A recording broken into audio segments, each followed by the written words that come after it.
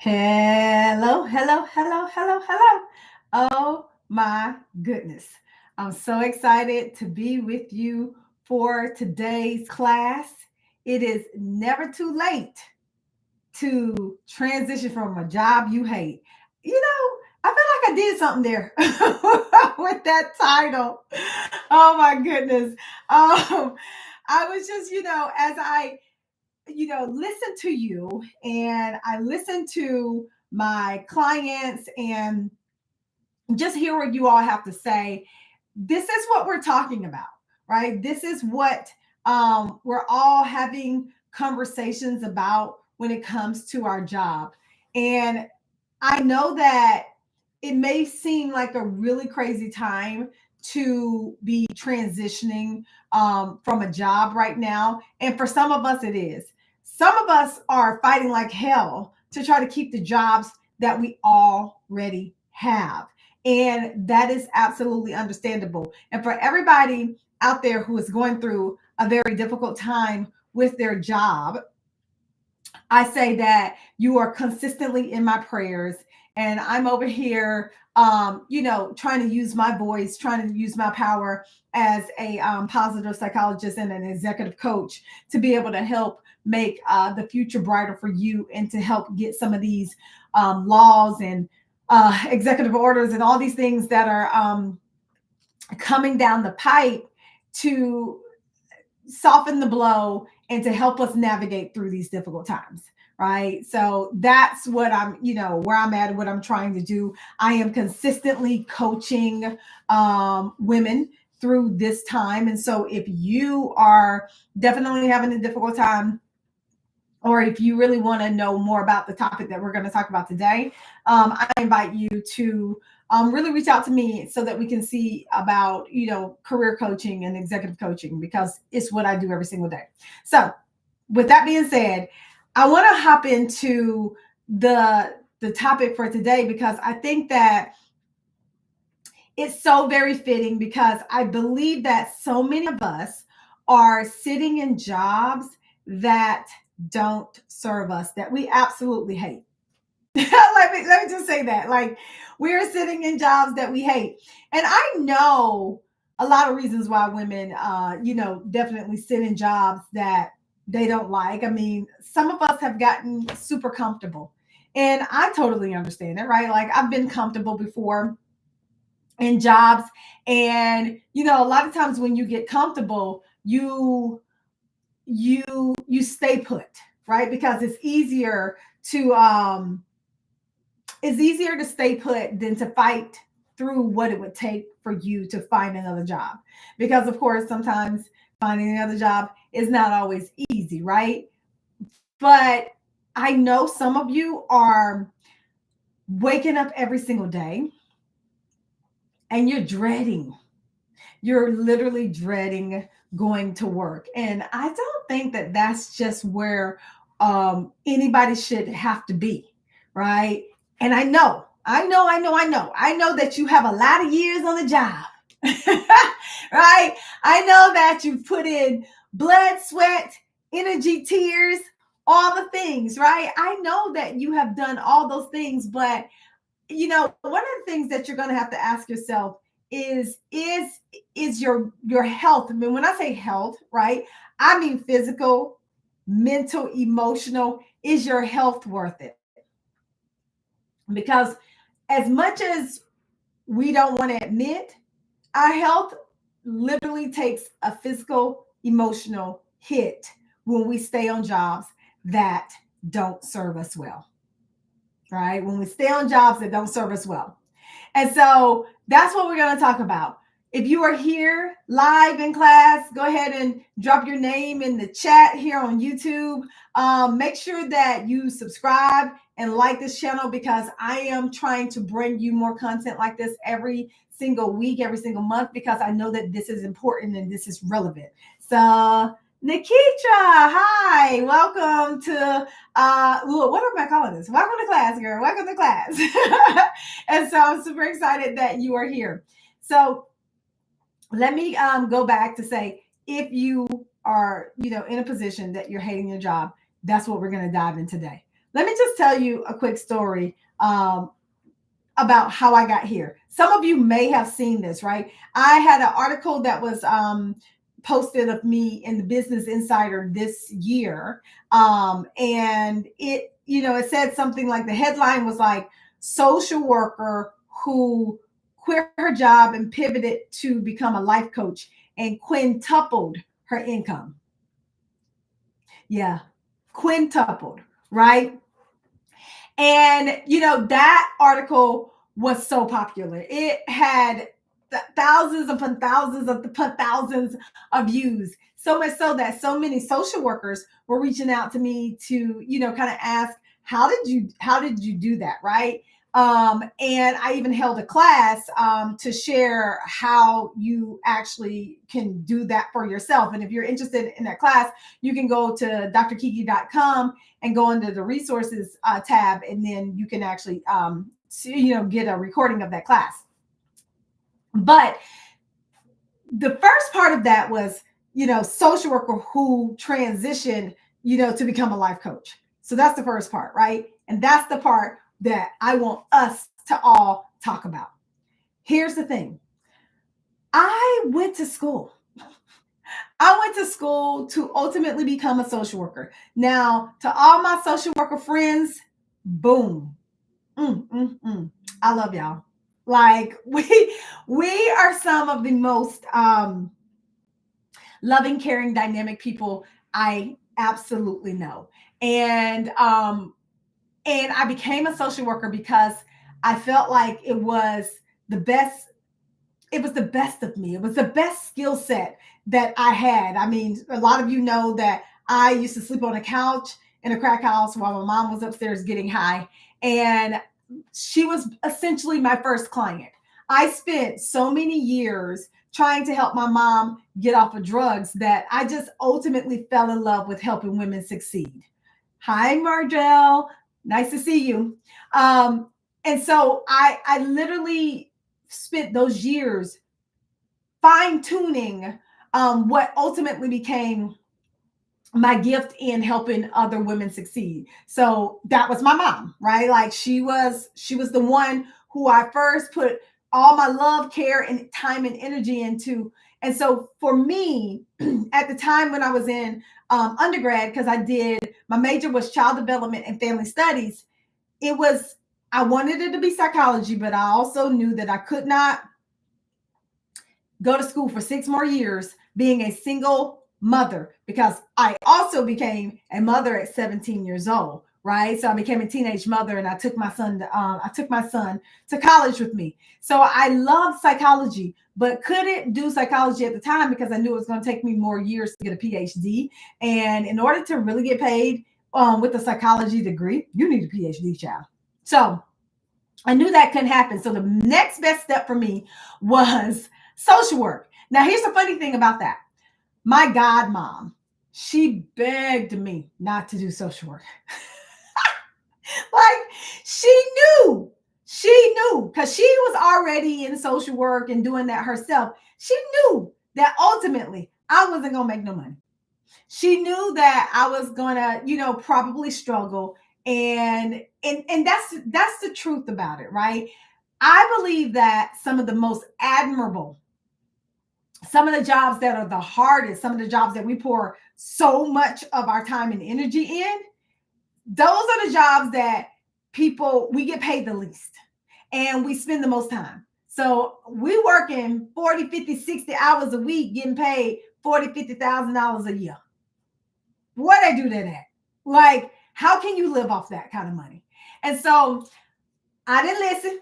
Because we be hard headed sometimes. We be super hard headed. So I was real hard headed, and I went on to school to get my master's in social work. And it was amazing. I loved school. I mean, I loved the program that I was in. I met some of my best friends in that program as well. And I set out to become a social worker. Yep. What do you think happened? Yep. I ain't making no money. Yup. I helped a whole bunch of people, but yes, I burned out. I, y'all, the work is not easy. I would see things that you would never want to see in your life. I used to work in a hospital on the OBGYN floor, and there were I used to come across babies who had been exposed and addicted to drugs. Um, it's just not something you want to deal with on a day-to-day basis. And so I found myself um, having a difficult time with my own mental well-being, meaning I would bring work home and I would cry. I would want to adopt babies. So, I mean, at this point, I could have a house full of kids. None of them would be biological because I was just so torn apart about the things that I saw on a daily basis. And even before that job, I was in child welfare. I would be on a house visit at 10 o'clock at night. I'd be in a hospital with a child at, overnight. I got my own child, but these are the things that I had to do. And so I started just not being able to handle the severity of the profession. And so I started to think about, like, okay, I know I spent all these years to go to school, right? Because that's what we do. We go to school, we spend all this time and energy, and we learn these skills. And then it turns out to be that this ain't the thing. Like, you can't imagine how many women I have coached that have gone to school. Just even recent, somebody went to medical school. Like I'm telling you, I have so many clients who've gone to school, spent so much money just to realize that they hate this job. So that was me.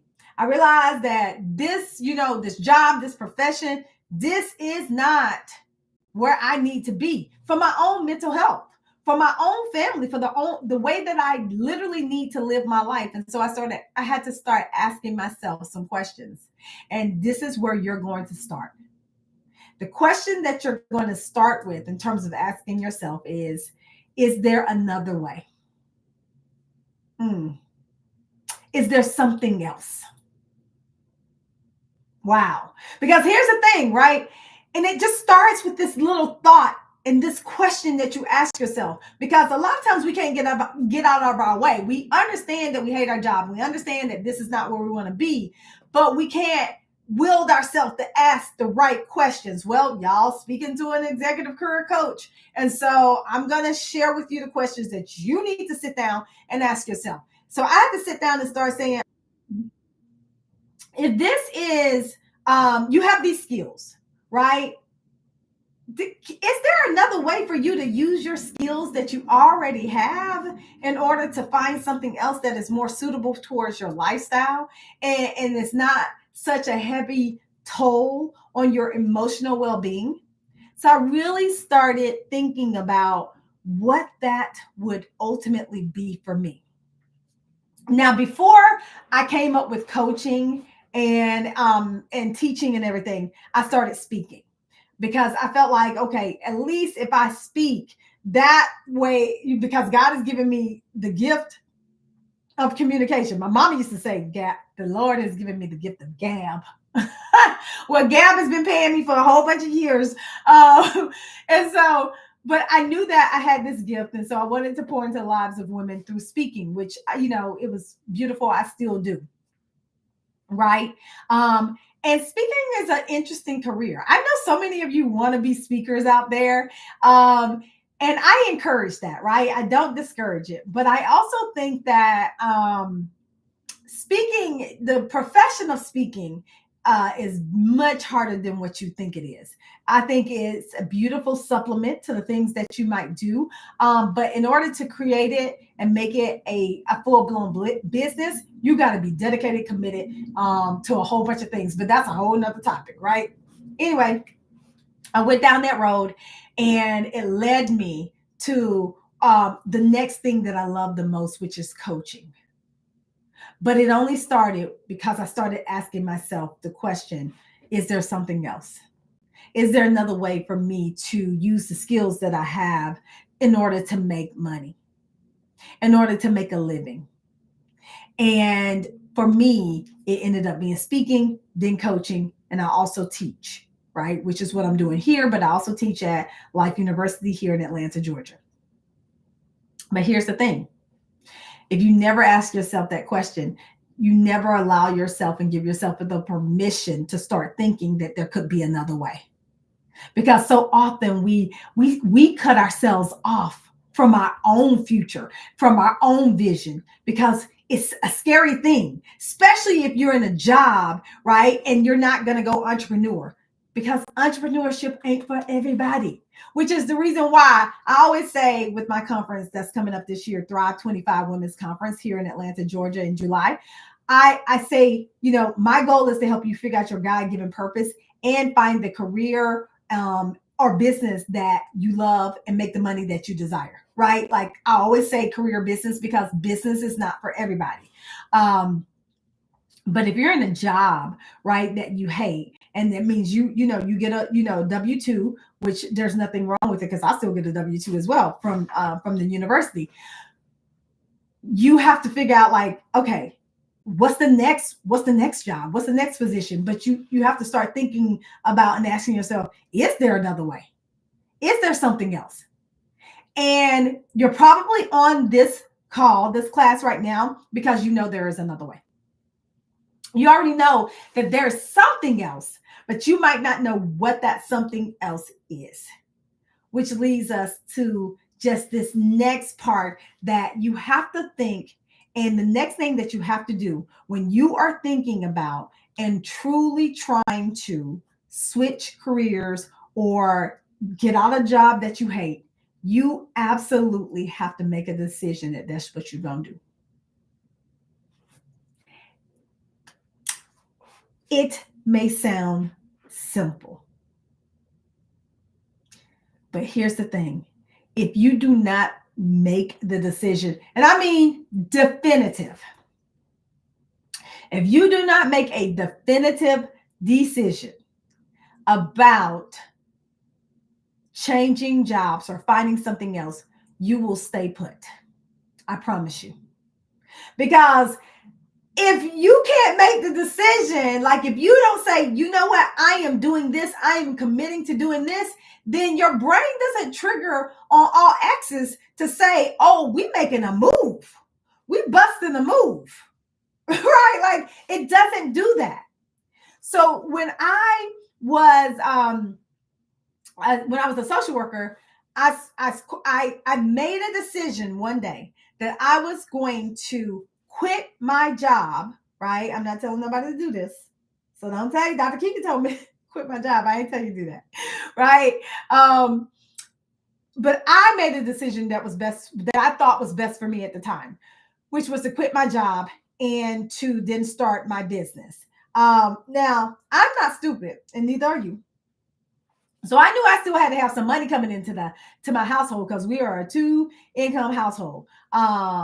And so I went back to that same job as a contractor, and that worked for us. Yes, I didn't have benefits, but listen, in the background, I'm so thankful for my husband, Dr. Jamil Ramsey, because honey, he's been holding us down with the benefits for years, right? And that's what people won't tell you. The real coaches, I say real coaches, the ones who ain't got no certification, all that, won't tell you the truth about how they got where they got to. They're not telling you that they got somebody in the background holding you down. They're not gonna tell you that, because that's not sexy, and it don't look good, and it don't get you to spend your money like they want you to spend your money. But see, me, a master certified coach through the International Coaching Federation, I'm gonna tell you the truth. So the one reason I was able to do what I could do in terms of quitting my job is because my husband was in the background, who had a job, who had insurance. Now, we are still a 2-income family, which is the reason why I told you I still had to go and, be a contractor, because I still needed to bring money into the household. But, we can't be walking around here without no insurance. So he was able to do that. And I was able to then ask myself, okay, what skills do I have, right, speaking, communication, all of that, that would translate into the next thing that could be amazing. And I knew that the communication was the key to where I could be. I also knew that I had already been helping women overcome challenges and stuff like that.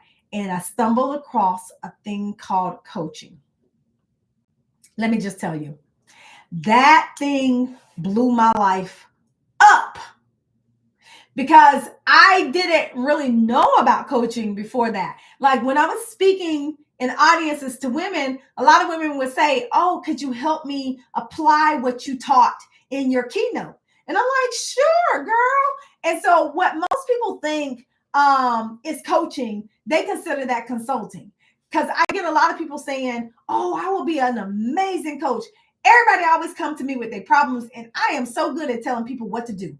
That's not coaching.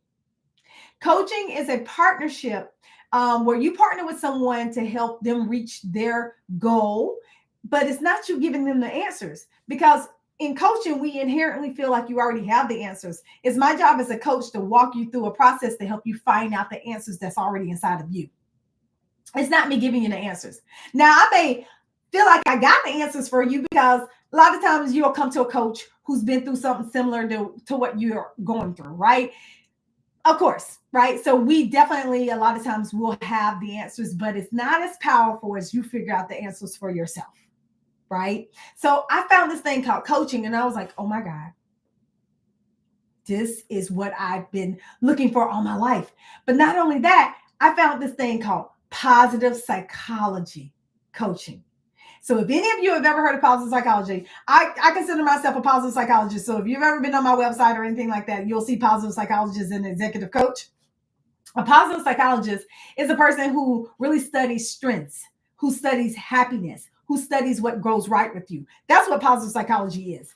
Positive psychology is not just saying that we focus on the good kumbaya and we're just all so happy all the time. That's not positive psychology. Positive psychology is my ability to help you pull out where you're strong at, which is why I'm a darn good career executive coach, right? It's because I can help women really dig in to where they are strong at and what that thing should look like in terms of a career, right? So when I figured out positive psychology and coaching, I was like, you know what? I'm all in.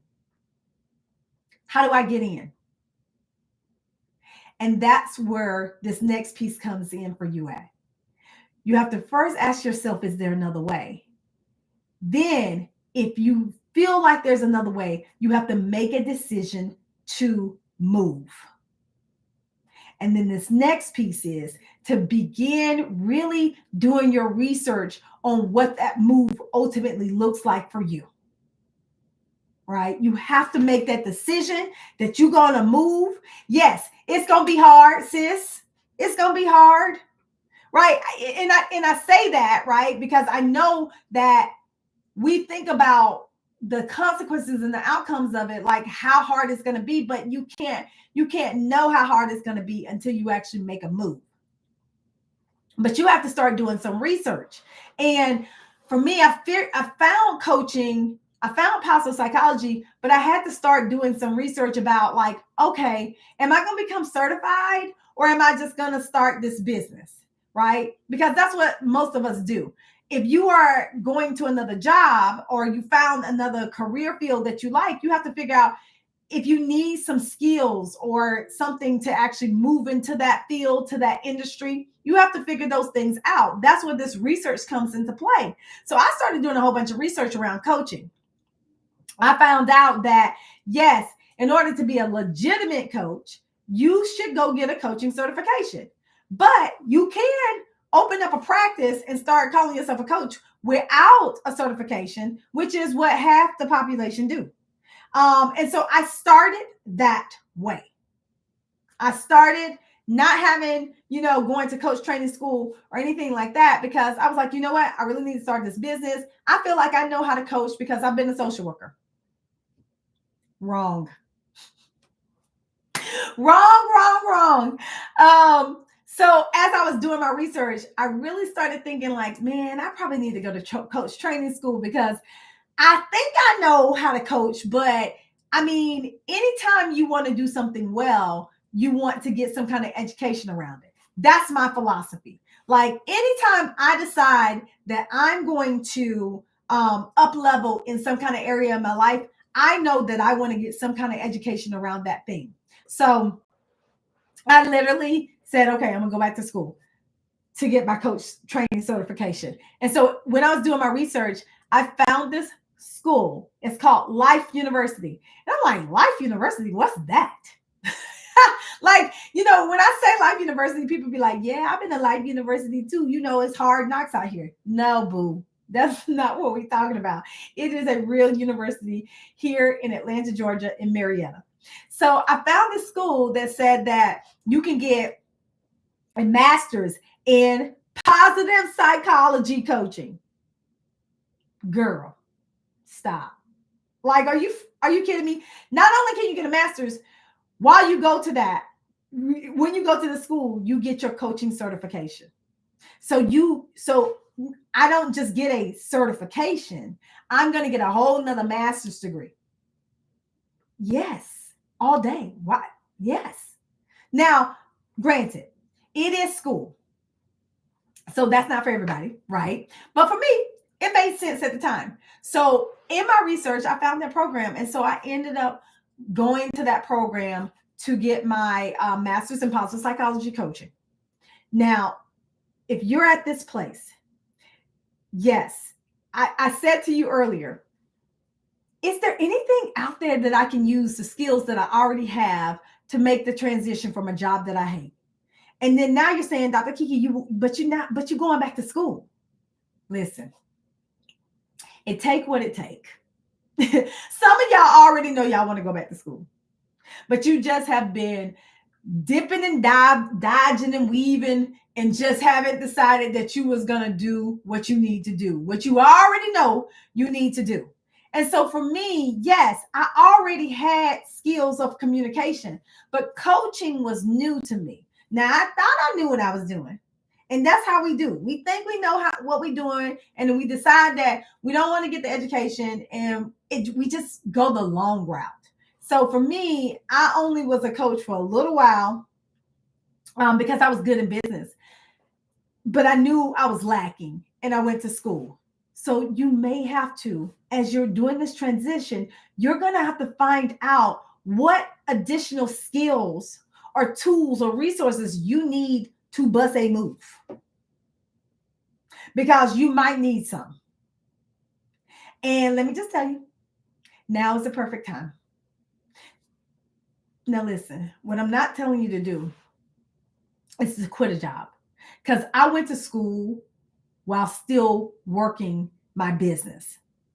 So I never quit a job, and I was still working as a contractor at that other job.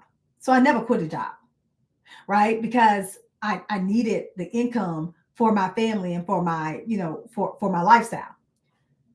But I also had to stack on top of that some skills that was necessary to secure my future, and to make sure that when I left this job that I hated, that I ain't have to return. Come on, somebody. Because now granted, think about it. I'm already quit a job in social work that I hated, that I didn't like, in order to go back to that same job as a contractor. Now, so this is the same job that I hate, right? But you got to do what you got to do.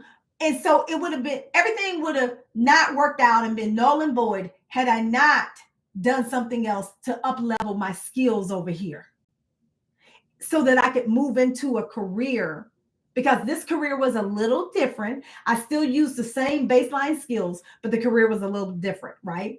So you may have to do something to get more resources, more education, more training, so that you can move to this next place, so that you ain't got to come back here. So ultimately, right, I was able to leave that job behind, and now I'm full blown coaching in my business, so much so that that same program at Life University, I am now a professor in, because after that, I ultimately went back to school and got a PhD. Whole nother story, right? But I felt like that's where the Lord was taking me because I wanted to hang my hat on this profession called coaching and positive psychology. So I went all in, right? Completely changed my entire life. So that's how I can go from a social worker to a life coach and quintuple my income because I also, in the process, started another company called the Positive Psychology Coaching and Diversity Institute, where we do diversity and leadership coaching and training in organizations across the US. I have more than 20 coaches who work for me. You understand what I'm saying? So, yes, there are going to be some sacrifices that you might have to make along the way. But if you do that, then you can land in a place that you absolutely love. But you have to be definitive about the decisions that you make for your life. Now, here's the thing.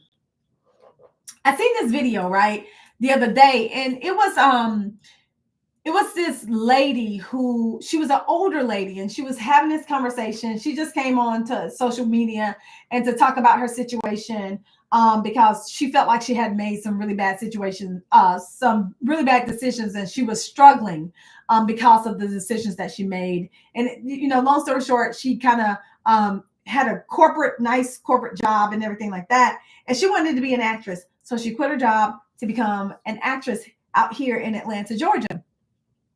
And it just hasn't worked out like she has wanted to. And she's been struggling for a long time. And there was a whole bunch of comments and stuff like that. And she was beating herself up for taking a chance on herself and, not going back to work when she had enough time to actually get back into a good job and everything like that.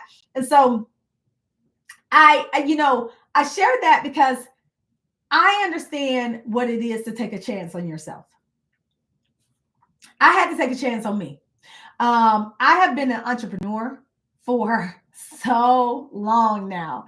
Like, I've worked from home for as long as I can remember. And at this point, ain't no turning back for me, right? However, there was a point that I had to go, find something that was going to give me steady income, because when you take a chance on yourself, it might not pan out in the first couple of months, the first year, to whatever, because it can be difficult, especially if you don't have anybody else to help with the finances and all of that. I say all this to say that I understand a lot of times why we stay in jobs that we hate. But I also believe that there's a such thing called calculated risk. I did what I took was a calculated risk. I found a way to bring in income to my household while still following my dreams. A lot of times y'all feel like y'all can't do both. And I know it's hard. I know some of us don't. We tired of the grind, honey. We getting older, right? We getting older. We're like, when is the grind over? Not yet. It's not over yet. I'm just saying, it ain't over yet. And so you have to do sometimes what you don't want to do to get where you want to go. That's the God's honest truth. You think I wanted to go to school? So from getting my master's in social work, I then went and got my master's in positive psychology coaching. And then from there, 4 more years, I went and got a PhD in business psychology. You think I wanted to do all that? Girl, bye, Felicia. No, I did not. But did I want to be where I am right now? Yes, absolutely. We just bought a new home. We drive, the cars that we want. We have an amazing life. We have 3 houses, 2 rental properties. We have a great relationship. We have really good, well-rounded children. And I'm still able to do what I love every single day and help hundreds and thousands of women succeed. This is where I wanted to be. So was every bit of the crying. And let me tell you, baby, the tears was there. When I was going through my PhD program, I swear, like, I feel like I cried every single day. Like, you can ask my chair, you can ask my friends, you can ask my husband. I cried all the time because it was just so stressful. It was so stressful. Not to mention, I had a daughter under one, and then I was pregnant with my third child. Oh my God. Are you kidding me? So don't talk to me about challenges when it comes to you busting the move and overcoming this challenge from a job that you hate right now. Yes, you're going to have to put in some work, and it'll be worth it. It'll be worth it, but I want you to be smart about it. So let's recap. All right. So if y'all have ever coached with me, this is, yeah, sometimes I got to get you a little kick in the booty because sometimes we need to get out of our own way with things because we just don't know how to sometimes. So it's my job to hold you, to help you hold yourself accountable for what it is that you say you want to do. So let's recap. If you want to transition from a job that you hate, you first have to ask yourself, is there another way? And if you say, I believe that there's another way, I just don't know it, boom, that's good enough. The second thing you have to do is you have to definitively decide, make a decision that you are going to move. Now, I ain't say you got to put a date on it right now or anything like that. But once you definitively decide that you're going to bust a move, then you really need to start working towards that, right? Because it took me, this has been I got my master's in positive psychology coaching in 2016. And I graduated with my PhD in 2021. Y'all, I'm not telling y'all something that's ancient, something that I did 25,000 years ago, although I don't look that old, right? I'm telling y'all things that I've done recently. I own two majorly successful companies, right? So I'm telling you something that I know. So you have to literally make a decision that you're going to make a move. And then you have to start working towards that. Start doing your research. And if your research leads you to the fact that you need to, right, that you need to ultimately turn around and do some more schooling or get another certification or get some more training, then guess what? Do that. Do that. But don't quit your job. Don't quit your job. Because I'll tell you this. I struggled more than I had to because I was under the mindset that I had to quit my job and I had to be in this business full time and I had to be doing all this full time in order to make it work. That's a lie. I don't care if anybody else has told you that, that's a blatant lie, because what that does is it puts you in a very, very bad financial decision. And when you have to make decisions out of destitution, right? Being desperate, those are different decisions that you got to make. Those are survival decisions that you got to make. Those are decisions that you don't want to make. When you're trying to go towards living your dream, you also don't need to be trying to figure out how you're going to pay your rent or your mortgage and put food on the table. Who needs that? Nobody needs that. No. So figure out a way to start following your dream while you still got a job.